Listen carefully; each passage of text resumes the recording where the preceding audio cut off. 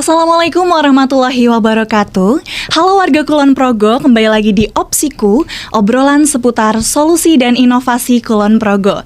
Nah, kali ini kita akan membahas sesuatu yang mungkin sering dianggap rumit, tetapi ternyata sangat penting untuk kemajuan daerah Kulon Progo, yaitu pajak daerah.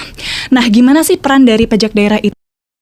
Kenapa kita harus peduli atas pajak daerah tersebut? Nah, dan ada program baru apa lagi sih dari BKAD Kulon Progo?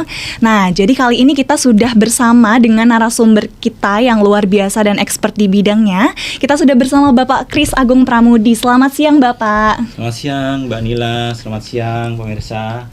Iya, jadi beliau ini merupakan Kepala Bidang P4D Pelayanan di BKAD Kulon Progo.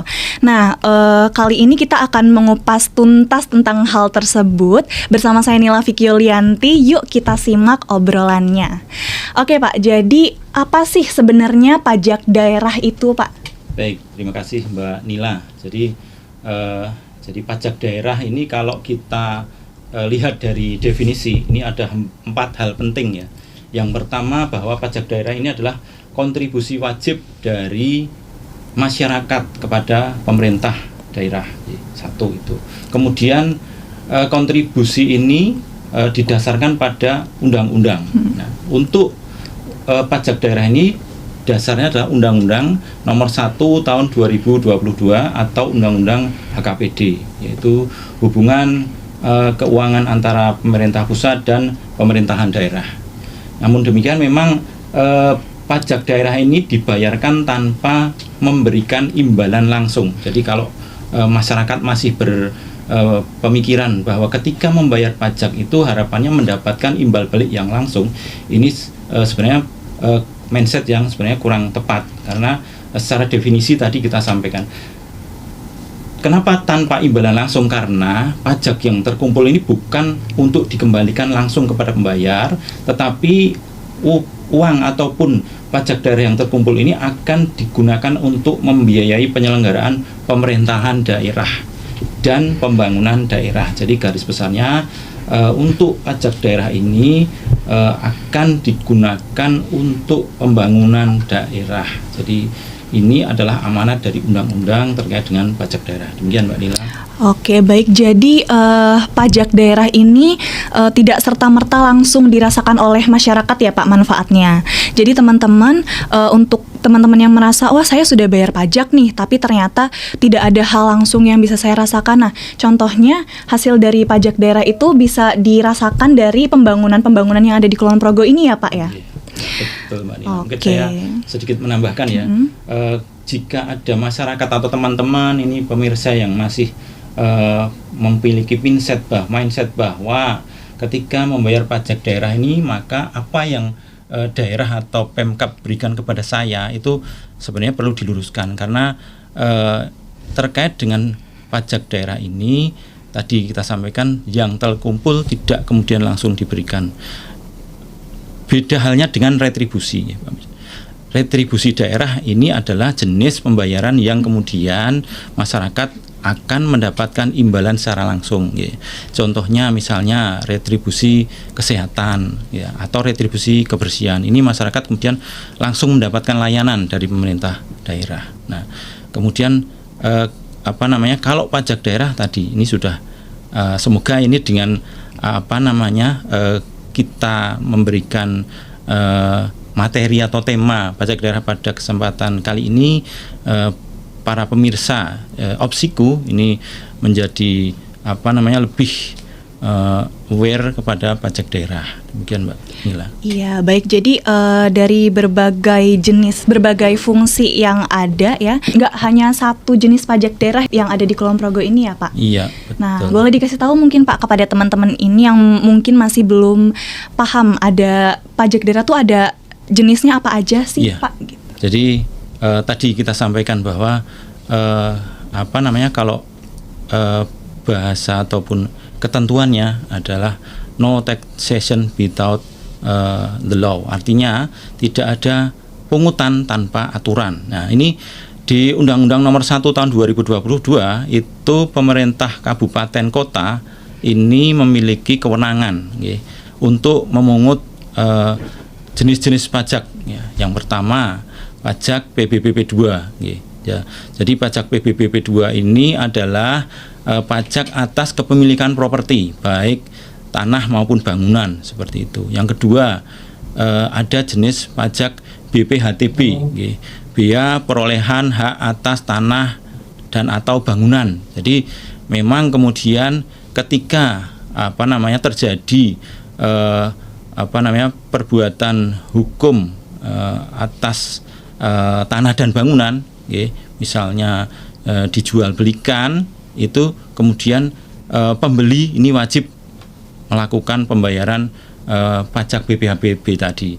Selanjutnya ada pajak reklame, pajak reklame, kemudian pajak restoran, atau kemudian yang sekarang pajak restoran ini adalah menjadi jenis pajak barang jasa tertentu, pajak barang jasa tertentu atas makanan dan minuman. Kemudian ada pajak hiburan. Pajak hiburan ini juga kemudian menjadi PBJT atas jasa kesenian. Kemudian ada pajak parkir juga, ini dengan undang-undang yang baru nomenklaturnya sekaligus kita sampaikan, mungkin dari para pemirsa juga sebenarnya sudah mengetahui tentang jenis-jenis pajak, tetapi dengan undang-undang KKPD ini ada perubahan nomenklatur, Mbak Nila. Jadi pajak parkir tadi kemudian jadi PBJT atas jasa perparkiran. Kemudian pajak penerangan jalan umum itu sekarang menjadi PBJT atas jasa tenaga listrik, ya, seperti itu. Kemudian selain itu ada pajak air tanah. Nah, ini pajak air tanah itu juga mungkin dari para pemirsa sekalian masih bertanya-tanya, ya. Artinya fungsi kenapa harus ada pajak air tanah? Ini karena untuk konservasi, ya.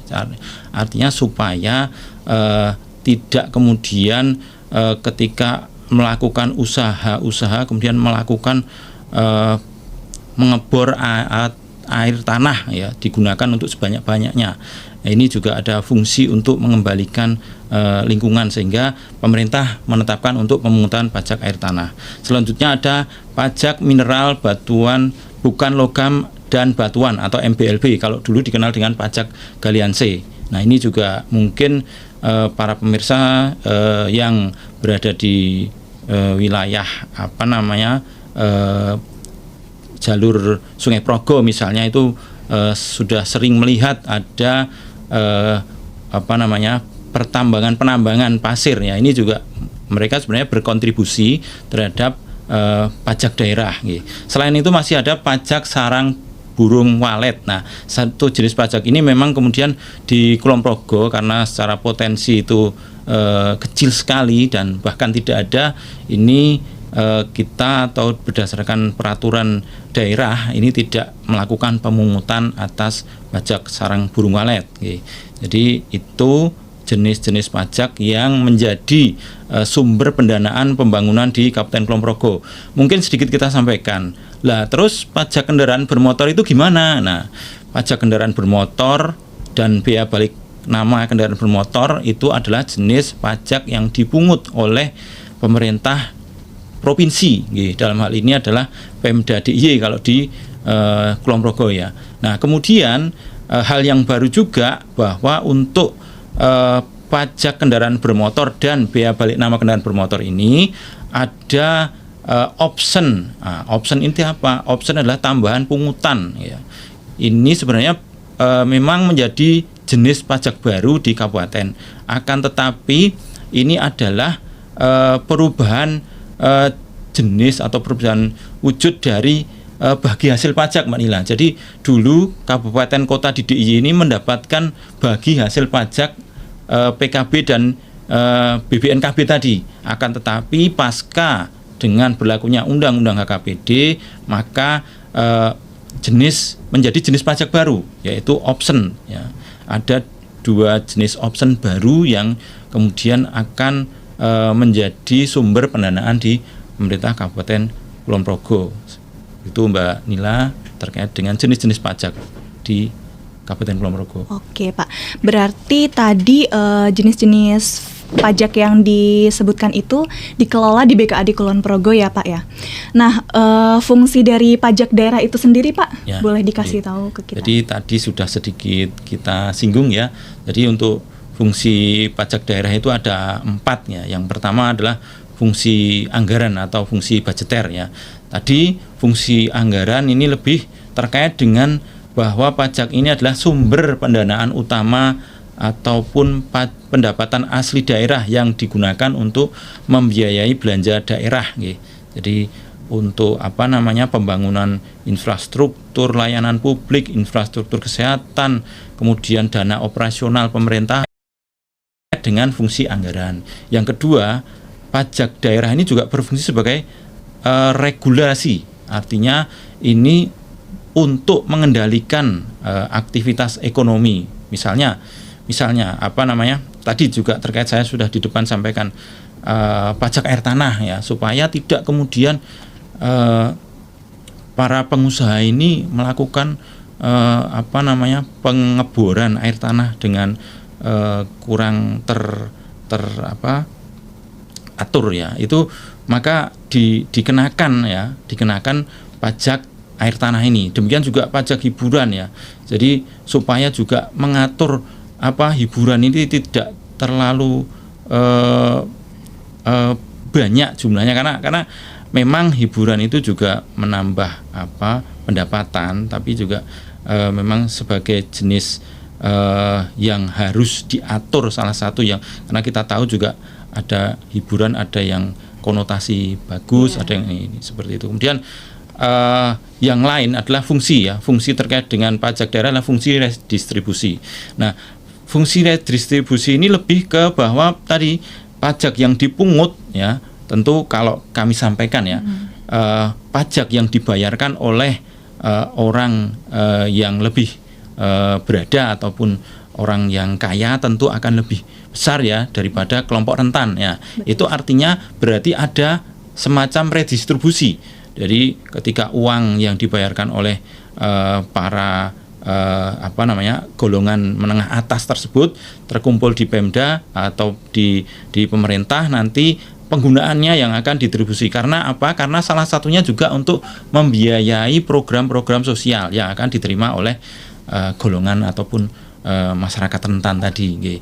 Yang terakhir ini terkait dengan fungsi partisipasi. Jadi ini lebih ke bahwa memang masyarakat itu hendaknya berpartisipasi kepada pembangunan daerah. Jadi ini karena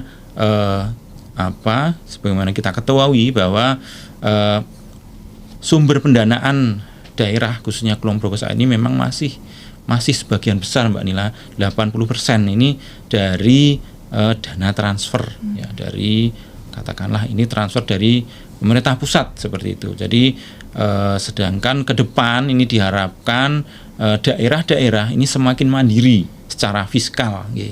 Maka kami selaku tadi pengelola pajak daerah mengharapkan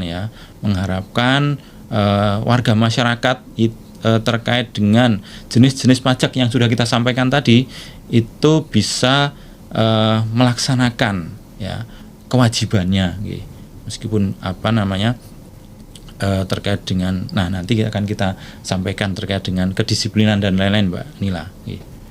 Oke, jadi seperti yang sudah dijelaskan tadi ya Pak, di Kulon Progo itu memang kemandirian fiskalnya masih rendah ya Pak, dibuktikan dengan PAD atau pendapatan asli daerah yang masih di bawah 20%, dan sebagian besar itu berasal dari transfer pusat seperti itu ya Pak. Betul. Nah, dari selama ini Pak Kris menjabat sebagai Kepala Bidang P4D Pelayanan. Nah, ini kan pasti bertemu dengan wajib pajak yang berbagai macam jenisnya ya Pak ya.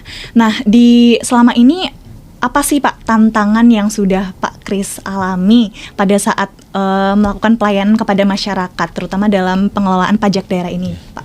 Baik Mbak Nila, jadi mungkin dimanapun kita ditugaskan, di situ pasti ada ya katakanlah tantangan ataupun kendala dalam melaksanakan tugas. Jadi terkait dengan tugas dan fungsi kami di BKAD khususnya pelayanan pajak daerah itu dikaitkan dengan ya artinya kita diharapkan bisa mengoptimalkan pendapatan ya, bisa mengoptimalkan pendapatan. Di satu sisi memang potensi di Kabupaten Kulon Progo memang juga perlu digali lagi, artinya bagaimana perekonomian di Kulon Progo ini lebih menggeliat sehingga potensi pajaknya lebih meningkat. Nah, tantangan terkhusus untuk pemungutan pajak daerah itu tentu yang pertama adalah masih rendahnya kesadaran wajib pajak. Jadi memang sudah menjadi rahasia umum karena kesadaran ini perlu dibangun sejak kecil ya. Misalnya kita kalau melihat mentalitas itu sebagian dari kita misalnya lebih senang untuk melakukan pelanggaran misalnya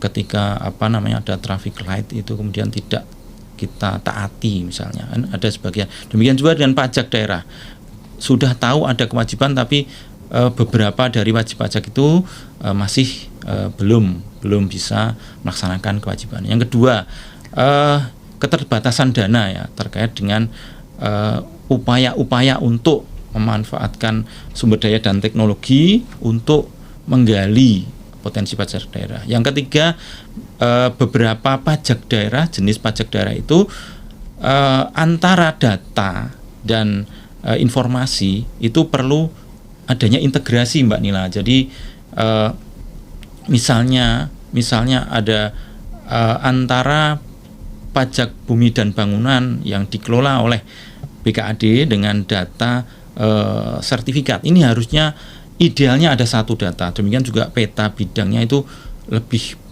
akan ideal jika dikelola oleh satu data terpusat. Akan tapi sampai sekarang kan memang berjalan sendiri-sendiri sehingga terjadi adanya gap ya. Masih ada sertifikat misalnya yang belum kita tetapkan pajak daerahnya. Nah, ini tentu menjadi kendala dalam mengoptimalkan pendapatan asli daerah, karena tentu di BKAD ini menjadi tumpuan untuk melakukan optimalisasi pendapatan asli daerah sehingga dana yang terkumpul semaksimal mungkin bisa untuk digunakan pembangunan daerah. Demikian Mbak Nila. Oke Pak, jadi tadi rendahnya kesadaran wajib pajak, kemudian adanya keterbatasan dana, dan juga adanya aplikasi atau dari berbagai jenis pajak daerah itu perlu adanya integrasi seperti itu ya Pak ya. Nah, ini tuh dari sekian banyak tantangan ini, apa sih upaya pemerintah terutama dari BKAD Kulon Progo untuk meningkatkan kepatuhan wajib pajak, Pak? Ya, baik Mbak Nila. Jadi upaya-upaya tentu terus kita lakukan ya.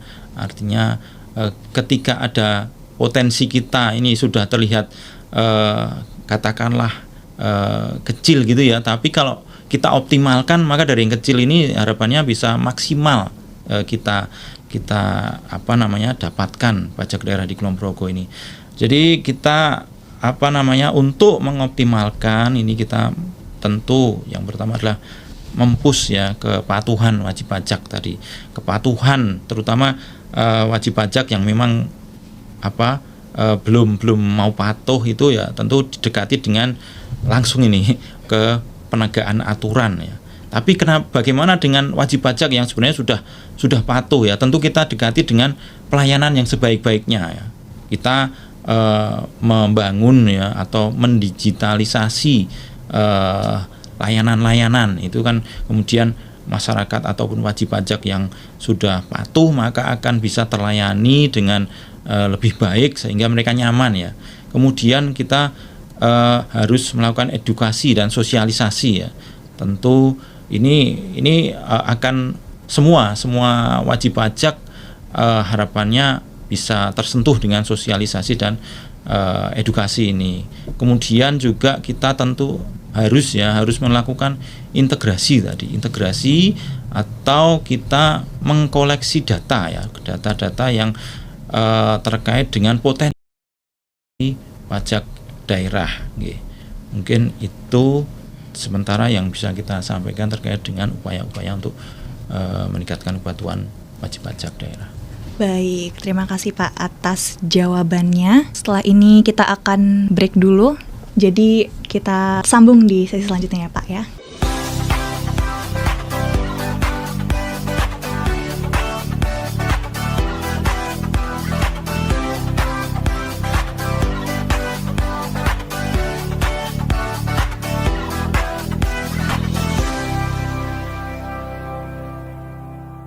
Baik pemirsa, kembali lagi di Opsiku.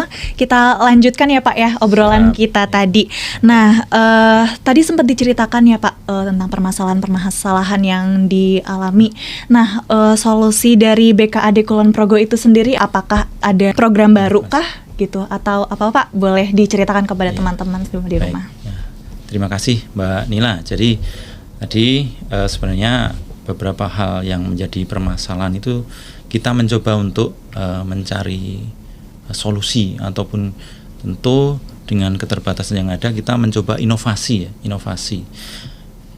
Karena kalau kita bicara tentang kondisi pajak daerah ini sampai pada kata kunci kita harus ekstensifikasi, terus kemudian intensifikasi, ya digitalisasi ya, kemudian juga integrasi. Jadi menurut kami kunci yang ke depan itu harus dioptimalkan adalah ya tadi intensifikasi, ekstensifikasi, kemudian digitalisasi dan integrasi.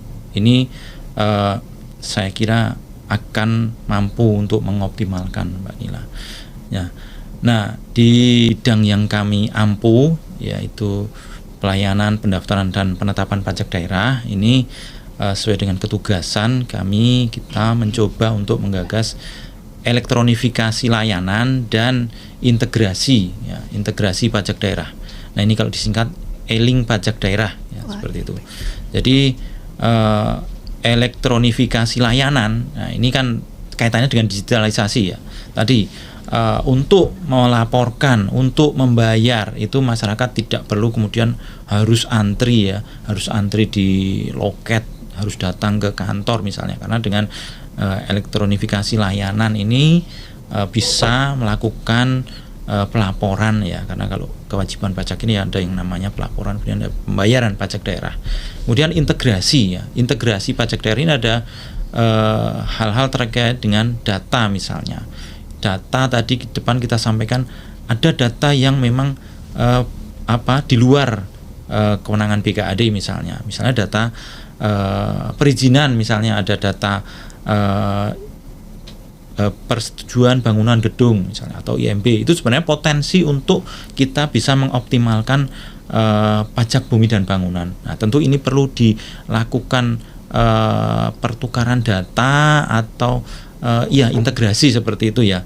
Kemudian juga integrasi dalam hal ini misalnya aplikasi-aplikasi yang ada ini kan di BKAD masih memiliki rumah-rumah sendiri ya. Kurang lebih aplikasi yang front office yang digunakan oleh para wajib pajak ini ada kurang lebih 4. Nah ini kita dengan e-link pajak daerah ini akan kita jadikan satu Mbak Nila. Seperti itu. Jadi dua yang kita coba adalah elektronikasi dan integrasi. Ini tujuannya supaya data pajak daerah ini bisa sinergis ya, mutakhir, akuntabel, kemudian reliable dan terpercaya, atau kalau disingkat ya smart ya. Kalau smart itu sendiri kalau dengan pajak karena biasanya kita ada smart tech gitu ya, artinya pengelolaan pajak itu dilakukan dengan teknologi ya, dengan sistem yang cerdas. Nah, ini saya kira harapan kita menjadi pondasi ke depan itu layanan pajak di Kulon Progo juga akan menuju ke smart tech seperti itu Mbak Nila. Oke, jadi sistem-sistem yang terintegrasi ini tentunya akan memudahkan masyarakat dan juga akan mewujudkan tadi ya Pak smart tax ya. Iya. Jadi lebih smart gitu nanti sistem perpajakan yang ada di BKAD Kulon Progo. Nah, dari adanya integrasi itu, kenapa sih Pak integrasi itu perlu diadakan antara data pertanahan dengan pajak daerah seperti itu Pak. Iya, baik Mbak Nila. Jadi memang menjadi hal pertama yang kita lakukan adalah memang untuk bagaimana kita bisa mengoptimalkan data pertanahan ya, karena tadi ketika kita melakukan elektronifikasi layanan ini di aplikasi BPHTB kita ini sudah tersedia data balikan ya dari BPN ya. Jadi kita akan optimalkan data tersebut untuk digunakan sebagai data wajib pajak atau updating data, katakanlah seperti itu. Jadi misalnya Mbak Nila nih ya kan kemarin melakukan transaksi ya beli tanah di wilayah Kulon Progo misalnya. Kemudian untuk bisa mengurus sertifikat kepemilikan Mbak Nila harus membayar BPHTB gitu ya. Betul. Nah, ketika BPHTB sudah terbayar ini akan keluar NTPD. Nah, baru dengan NTPD ini BPN atau kantor pertanahan ini akan memproses sertifikat. Nah, ketika proses sertifikat terselesaikan, ini dari BPN secara tersistem ini akan menyampaikan data balikan kepada BKAD melalui sistem BPHTB atau My BPHTB. Nah, dari data balikan ini akan kita gunakan untuk pengganti data yang lama gitu. Tadi dari pemilik sebelum Mbak Nila. Nah, nanti ketika sertifikat sudah menjadi milik Mbak Nila, hendaknya nanti SPPT di tahun depan juga sudah otomatis gitu, tanpa Mbak Nila perlu melakukan proses gitu. Jadi satu yang coba kita inovasikan adalah untuk mengintegrasikan data. Ini disebut dengan integrasi data tekstual Mbak Nila. Jadi kita per awal bulan Mei ini sudah melakukan uji coba aplikasi. Yang kedua kita juga sudah piloting project ya. Jadi untuk piloting projectnya adalah ketika data ini luasan tanahnya tidak terjadi perubahan ya. Jadi ini yang sudah berhasil kita uji cobakan dan insya Allah nanti ke depan tentu akan semua data itu sudah akan terintegrasikan ya untuk demi kemudahan bagi masyarakat yang menjadi wajib pajak khususnya PPB 2 di Kabupaten Kulon Progo. Demikian Mbak Nila. Oke, jadi yang sudah sempat dicoba itu kemarin yang aplikasi untuk BPHTB ya Pak ya? Iya. Nah, kedepannya juga akan berlaku untuk jenis pajak daerah yang lain seperti itu ya Pak ya? Iya, jadi memang tadi kita sampaikan satu jenis pajak itu kita ada layanannya dengan aplikasi tersendiri ya. Jadi untuk PBB kita integrasikan secara tersistem dengan My PBB atau Sismiop seperti itu. Nanti untuk jenis pajak yang lain ini memang juga sebagian sudah ada Mbak. Misalnya kita ada integrasi ataupun mirroring dengan si cantik ya. Itu sehingga ketika ada pengurusan izin terkait dengan reklame ini maka sudah harus wajib membayar pajak daerah. Oke, seperti itu Mbak Nila. Oh, oke. Jadi sudah berkesinambungan datanya ya Pak ya.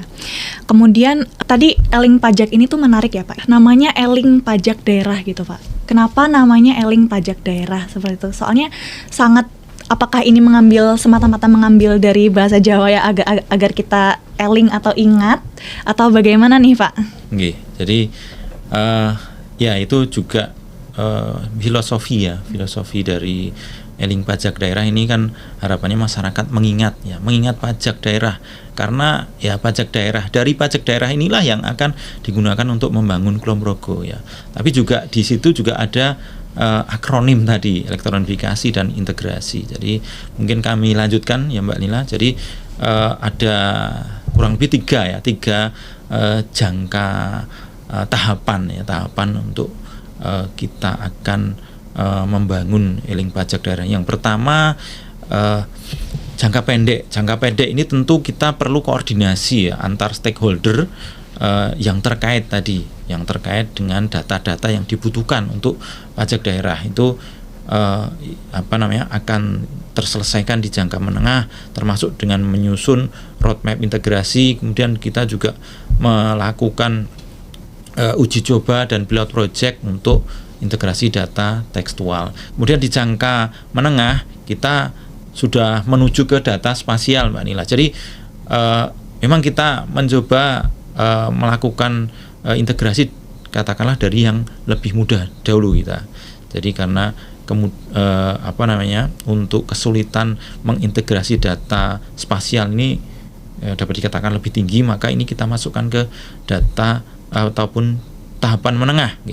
Jadi di tahapan menengah ini kita akan integrasikan data spasial sehingga nanti kita dapat mengetahui, Mbak Nila, titik-titik atau bidang-bidang mana ini yang sebenarnya menjadi potensi PBBP 2 akan tetapi belum ada ataupun belum memiliki SPPT. Kemudian yang jangka panjang ini kita akan mencoba untuk melakukan fiskal kadaster, ya. Artinya pendataan secara menyeluruh pada objek-objek pajak, dikaitkan dengan kadaster fiskal. Jadi ini akan lebih kompleks lagi dan kita akan memang menjadi solusinya adalah aplikasi. Jadi ini nanti secara bertahap akan kita bangun ke sana, Mbak Lina. Oke, nah dari seluruh penjelasan yang Pak Kris jelaskan nih Pak, sebenarnya tuh capaian dan harapan apa sih yang ingin dicapai dari BKAD Kulon Progo melalui e-link pajak daerah ini? Karena kalau kita mendengar penjelasan tadi ya yang cukup complicated, itu tuh kelihatannya akan sangat luar biasa nih Pak. Nah, sebenarnya tuh apa sih harapan yang ingin dicapai gitu Pak dari BKAD Kulon Progo itu? Baik, Mbak Nila, jadi integrasi ini memang dapat dikatakan juga karena dari pemerintah pusat khususnya BPN juga mulai ada saling berbagi, ya. Artinya tentu ada ketentuan-ketentuan, aturan-aturan bagaimana data-data yang bisa digunakan oleh pemerintah daerah. Jadi ini tidak berbicara mengenai SHM, ya. Kalau akan tetapi saat ini yang dibagi kepada pemerintah adalah NIB, nomor identifikasi bidang, ya. Ini memang ternyata dua hal yang berbeda antara SHM dengan NIB, ya. Dari sini nanti bisa diintegrasikan dengan nomor objek pajak seperti itu, Mbak. Dan Indonesia ini menurut informasi yang sudah bisa mengintegrasikan ada dua. Yang pertama ini di Kabupaten Sragen dan yang kedua ini di Kota Tangerang, ya. Baru saja ini diresmikan oleh Pak Menteri bahwa Kota Tangerang ini sudah mengintegrasikan, ya. Dan ini insya Allah Kulon Progo semoga bisa menyusul, ya, dua kabupaten itu sehingga data pajak daerahnya bisa terintegrasi dengan data pertanahan seperti itu. Jadi tahapan yang tadi juga sudah kita sampaikan ini ketika data tekstual sudah terselesaikan, nanti kita akan menuju ke data spasial yang tentu ini selain juga akan memudahkan bagi masyarakat, ini juga bagi Fiskes katakanlah dari BKAD sendiri juga nanti bisa lebih cepat memberikan pelayanan gitu seperti itu, karena semua akan lakukan secara tersistem gitu. Itu mungkin Mbak Nila yang terkait dengan pertanyaan. Oke, berarti tadi integrasi NIB dan NOP itu ya, sangat memudahkan nanti ya Pak ya untuk masyarakat dan juga Fiskus, karena berarti ini artinya untuk NIB dan NOP itu nanti akan disamakan atau seperti apa Pak? Ya, jadi ini kalau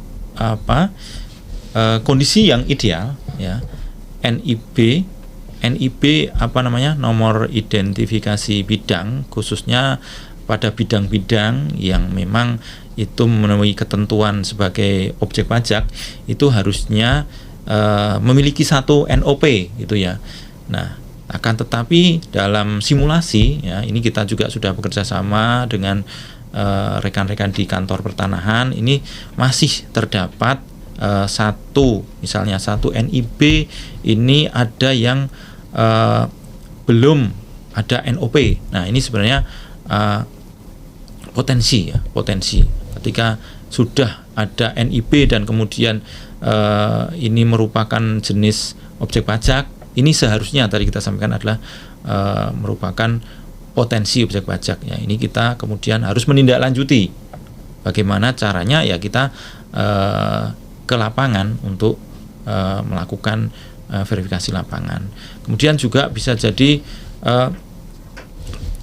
sebaliknya ya, sudah ada NOP tapi belum ada NIB. Nah, ini kemudian kita sampaikan ke BPN. Artinya ini juga BPN dapat melakukan langkah untuk ya mengecek. Ini biasanya dikarenakan alas haknya masih berupa letter C seperti itu Mbak Nila, karena untuk letter C ini sebagian besar masih sudah terdata di kalurahan dan di BKAD dalam bentuk SPPT. Nah, itulah kita tujuannya adalah untuk mengintegrasikan antara NIB dan NOP ini supaya bisa akurat data kita. Jadi sebagian masyarakat ini juga tadi antara NIB dan NOP masih beda nama. Nah, ketika beda nama ini secara tekstual nanti sudah akan terselesaikan. Seperti itu Mbak Nila. Wah, menarik sekali ya teman-teman bahasan pada sore hari ini. Tapi ada satu Pak yang ingin saya tanyakan nih. Apa sih Pak dampaknya nanti dari e-link pajak daerah ini terhadap masyarakat di Kulon Progo? Baik Mbak Nila, jadi tentu sesuai dengan misi kita ya. Misi kita adalah untuk memberikan pelayanan yang cepat, mudah, transparan ya. Jadi harapannya tentu masyarakat, para wajib pajak ini bisa melaksanakan hal itu dalam melaksanakan kewajibannya membayar pajak daerah. Jadi ketika tadi kita mengurangi effort ya, artinya ketika proses peralihan hak tadi bisa terotomatisasi, itu tentu warga masyarakat akan lebih praktis ya. Kemudian juga melalui aplikasi tadi misalnya, itu juga tanpa datang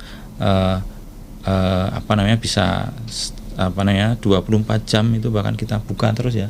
Itu bisa melakukan pengecekan kewajibannya, melakukan pembayarannya seperti itu. Jadi terus kemudian terkait dengan data. Nah, data yang akurat tentu juga akan memberikan transparansi kepada wajib pajak ya. Jadi kalau selama ini memang harapannya ketika masyarakat kemudian mendapati antara data yang tertera dalam katakanlah SPPT gitu ya, dengan kondisi faktualnya itu berbeda ya, kita mohon masyarakat ini bisa proaktif ya. Tapi nanti ketika ini ada proses penyatuan data, itu semua akan terlihat ya, semua akan kita sesuaikan dengan proses integrasi ini. Seperti itu Mbak Nila. Oke, jadi banyak yang disesuaikan, jadi akan lebih mudah untuk masyarakat ya Pak ya. Oke, jadi seperti itu ya teman-teman, obrolan kita pada siang hari ini sangat menambah wawasan, dan perlu dipahami juga ya teman-teman bahwa pajak daerah ini bukan sekedar hanya kewajiban, tetapi juga menjadi kunci penting dalam pembangunan Kulon Progo. Seperti itu, benar ya Pak Kris? Nah, sebelum saya tutup nih Pak, ada sepatah dua patah kata Pak mungkin untuk teman-teman yang ada di rumah. Iya Mbak Nina, jadi sebagaimana kita mencoba untuk mengingatkan ya, kita menyentuh masyarakat bagaimana untuk e-link ya kepada pajak daerah, itu juga untuk supaya e-link juga kepada Kabupaten Kulon Progo ya. Jadi di sini kita membangun bagaimana masyarakat wajib pajak ini lebih cinta kepada Kulon Progo, merasa memiliki Kabupaten Kulon Progo dengan melakukan kewajibannya untuk pajak daerah. Saya kira sebenarnya kalau mau dikumpas tuntas ini butuh waktu yang lebih panjang. Semoga nanti dengan masyarakat dan pemirsa sekalian mendapatkan informasi dalam Opsiku, obrolan seputar solusi dan inovasi Kulon Progo ini bisa sedikit tercerahkan dan menggerakkan untuk bahwa pajak yang dibayarkan itu benar-benar akan digunakan untuk pembangunan di Kulon Progo. Demikian Mbak Nila, dan kami juga menyampaikan terima kasih karena warga Kulon Progo ini juga banyak sekali yang sudah dari kesadarannya ini sudah membayar pajak sesuai dengan ketentuan seperti itu. Terima kasih untuk pajak yang telah dibayarkan, dan insya Allah kita akan amanah. Jadi pajak ini akan digunakan untuk pembangunan Kulon Progo. Demikian Manila. Oke, seperti itu ya teman-teman. Jadi jangan lupa ya buat teman-teman di rumah untuk selalu eling pajak daerah ya. Untuk yang awalnya nggak eling nih, sekarang harus bisa lebih eling lagi terhadap pajak daerah seperti itu ya. Saya ucapkan terima kasih kepada Pak Kris Agung Pramudi untuk hari ini, dan terima kasih atas insight yang sudah diberikan. Terima kasih juga kepada pemirsa di rumah. Saya Nila Vicky Yulianti mohon undur diri, dan sampai jumpa di episode Opsiku, obrolan seputar solusi dan inovasi Kulon Progo selanjutnya. Wassalamualaikum warahmatullahi wabarakatuh.